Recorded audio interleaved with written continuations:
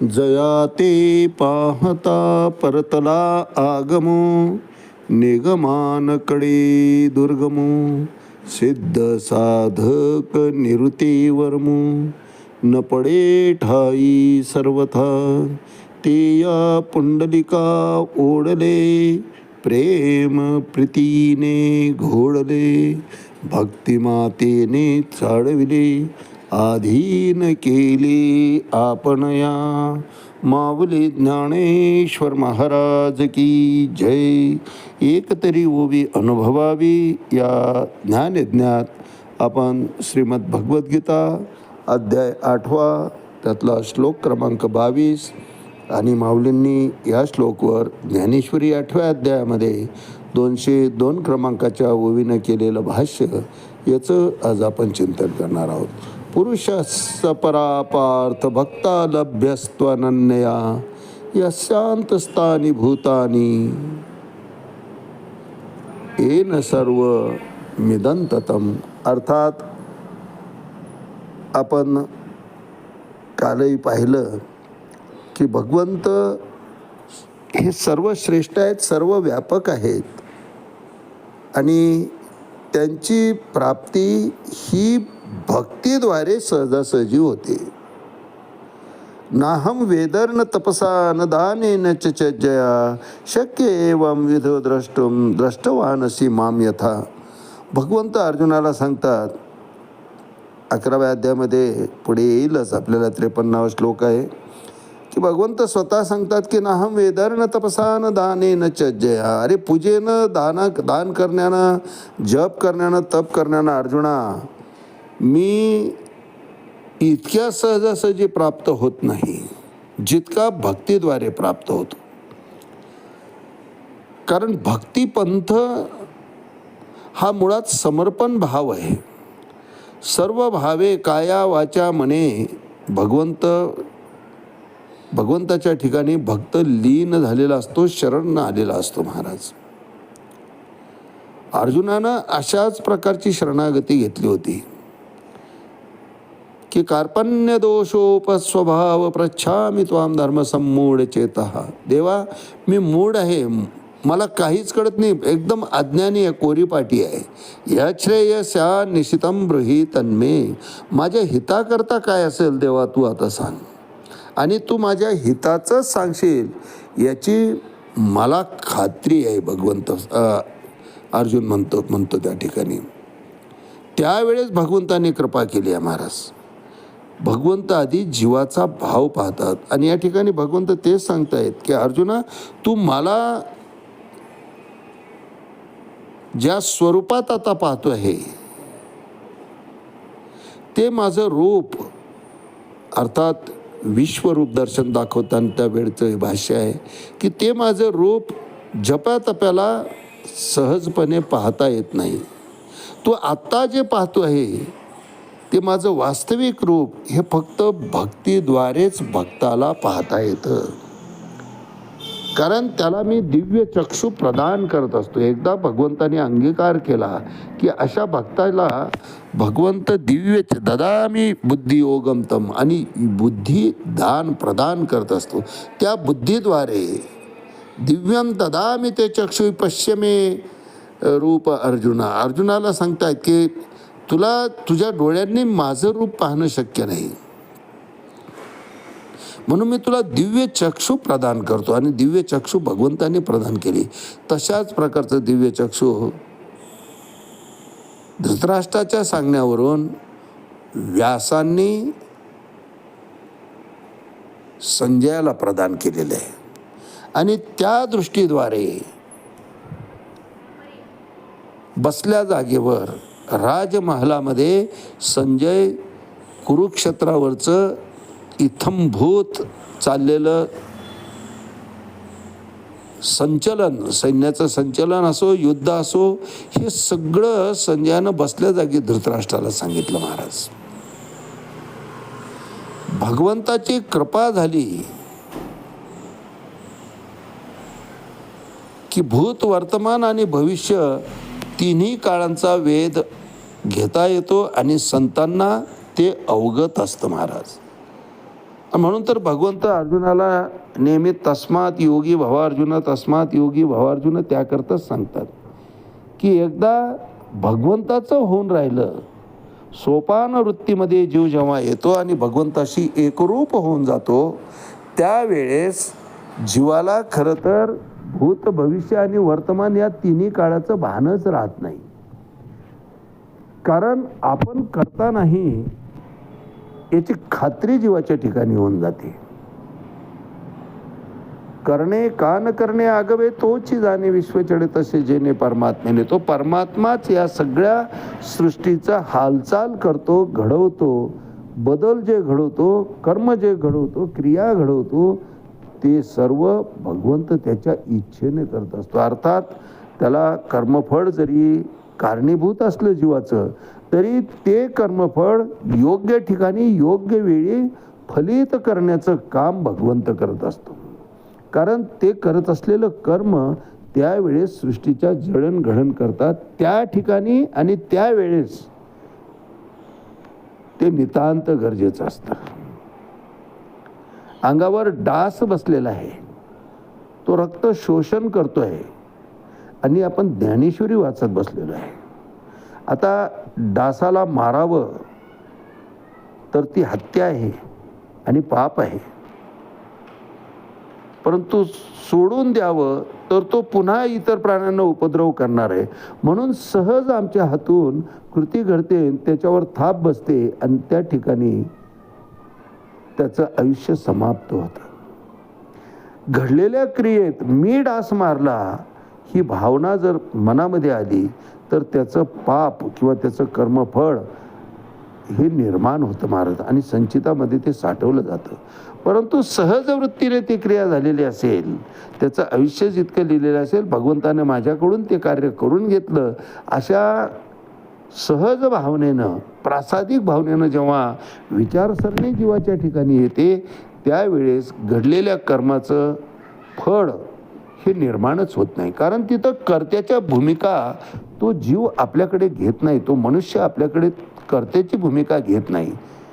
कारण सहजगत्या घडलेलं आहे ते, आणि परमेश्वरानंच ते माझ्याकडून करून घेतलेलं आहे.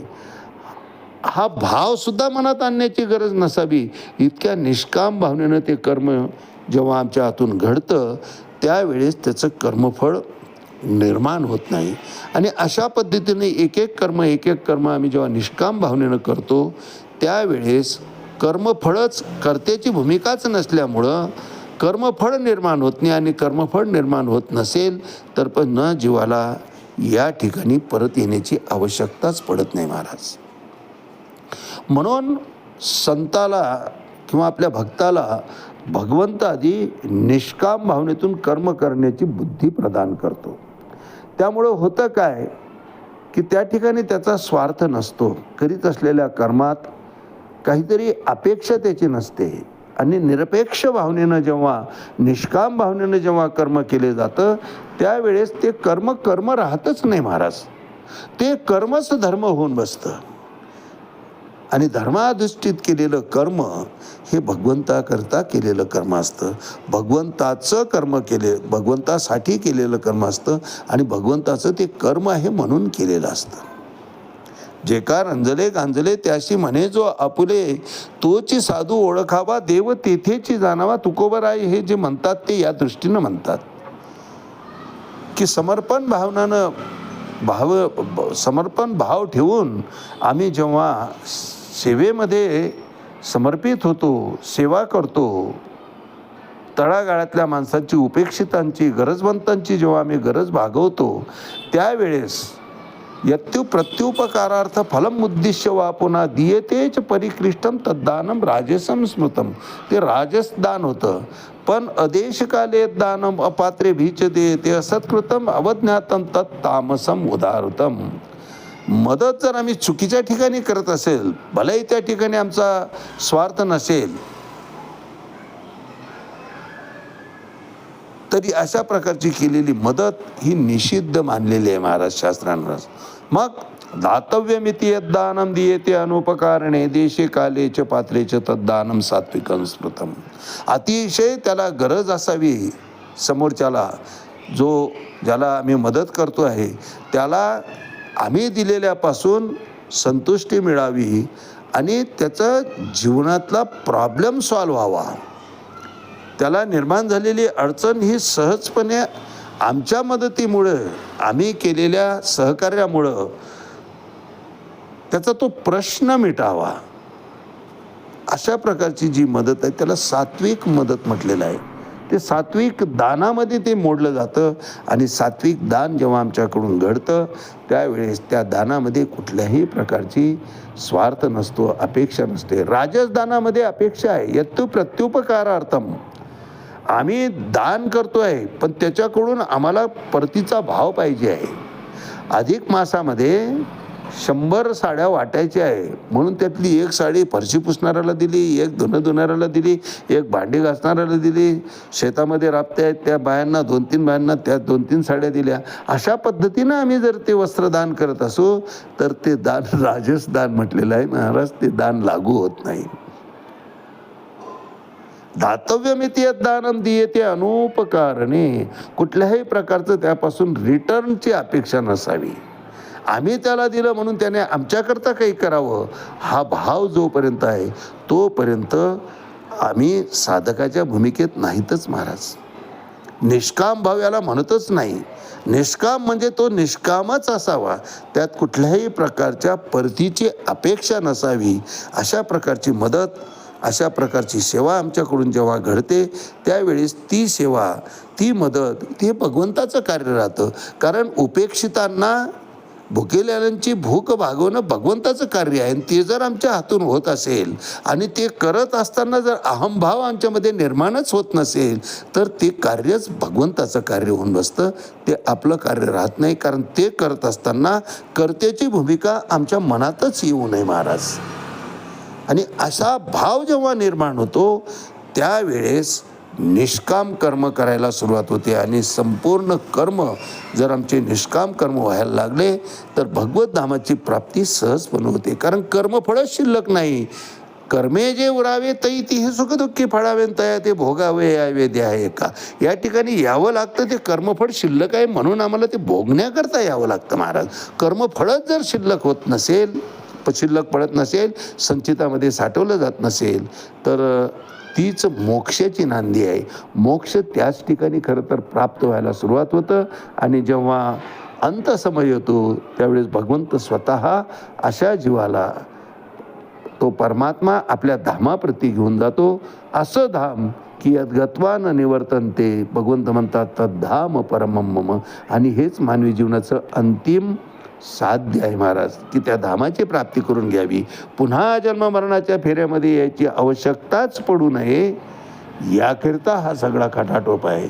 यावर भाष्य करताना माऊली ज्ञानेश्वरी 8वा अध्याय 202 क्रमांकाच्या वेळेत म्हणतात, म्हणोनी तूप होऊनी मागवते जेवी दूध पण न येतची निरुती तेवी पावोनिया जयाते पुनरावृत्ती नाही. एकदा त्या धामामध्ये प्रवेश केला की पुन्हा या जन्म मरणाच्या फेऱ्यामध्ये यावं लागत नाही. 2 दिवसापासून आपण पाहतोय, कालसुद्धा आपण पाहिलं की एकदा ऊसापासून साखर निर्माण झाली की साखरेपासून पुन्हा ऊस होणे नाही. अगदी त्याचप्रमाणे कालही आपण पाहिलं की लोहाचं सोनं झालं, परीस लागला, त्याचं सोन्यात रूपांतर झालं, पुन्हा ते लोह होत नाही, लोखंड होत नाही. अगदी तसंच दृष्टांत या ठिकाणी, उदाहरण माऊली या ठिकाणी देत आहे की मनोने तूप होणे मागवते जेवी दूध पण न येण्याची निवृत्ती तेवी पावोनिया जयाते पुनरावृत्ती नाही. एकदा दूध तापवलं, पुन्हा थोडंसं निवडलं आणि त्यात इरजण घातलं, दह्यात रूपांतर झालं. ते घुसळून जेव्हा लोणी निर्माण झालं, लोणी कडवलं की तूप निर्माण झालं. त्या तुपात दुधापासून निर्माण झालेलं तूप जरी असलं तरी पुन्हा दुधात येणे नाही. कितीही महत् प्रयासानं, कितीही विज्ञान प्रगत झालं तरी पुन्हा तुपापासून दूध जसं होत नाही तसं एकदा भगवंताच्या धामात गेलं की त्या ठिकाणून परत माघारी घेत नाही. म्हणून त्या धामाची प्राप्ती ही मानवी जीवनाचं उद्दिष्ट आहे. आज याच ठिकाणी थांबूया.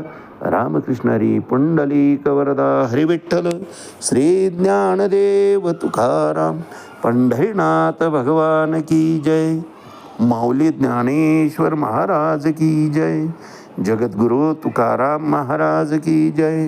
शांती ब्रह्म एकनाथ महाराज की जय. आदि शक्ती मुक्ताबाई की जय.